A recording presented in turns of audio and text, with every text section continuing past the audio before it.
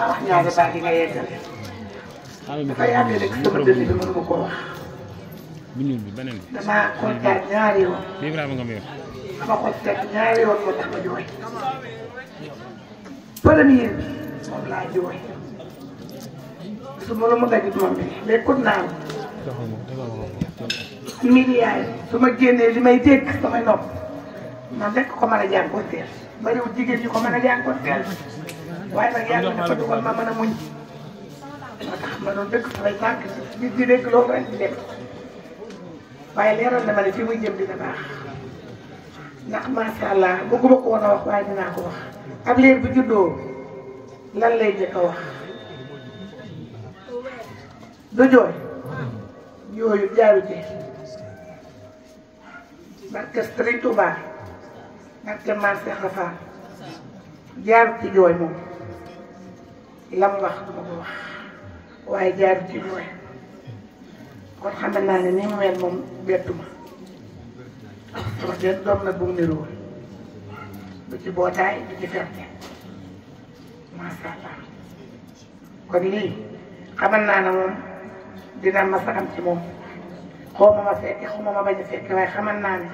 dina ma saxam ci moom ndax yëgut ak kenn bootaay ak melokaan wu ma daan wax kon ndaw ma di leen ñaanal yéen ñëpp yal na yàlla yàggal leen fi ku def seeni fan wéra seeni jéetu yow Xaadim Ndaw dangay sama xarit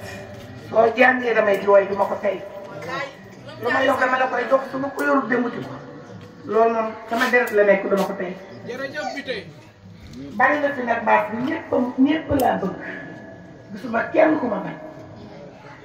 di sant ñëpp di ñaanal ñëpp ndax su ma limee damay dugg waaye macha allah aawam bi ci kër gi di soxna ku ma jaar bi muy ñëw ci kër gi dafa métti dafa tàng dafa tàng mu jànkoonte ko di ko jaayante ba soxna Maria mooy ñëw fekk ko fi ne ko doo ma gën a baax doo ma gën a gore doo ma gën a bëgg nit daal di may baddil sama njaboot baddil ma lu ma soxla ci sang bi suñ dugg noppam muy fay bëggul ma lépp bëggul ma ñaan bëggul ma àbb bëggul na xiif bëggul na mar bëggul na tilim parce que Sëriñ Tuubaa Maam Seex Rafaa yàlla na yàlla def ngeen am fi njaboot bu mel ni sang bii moom yàlla na ngeen fi am njaboot bu mel ni sang bi moom te su ngeen ko amee dina baax sëñ Xaadim eggalee kontaan naa ñaanal naa leen yàlla na yàlla la kenn yàlla na yàlla na mu ñaan te goylu ko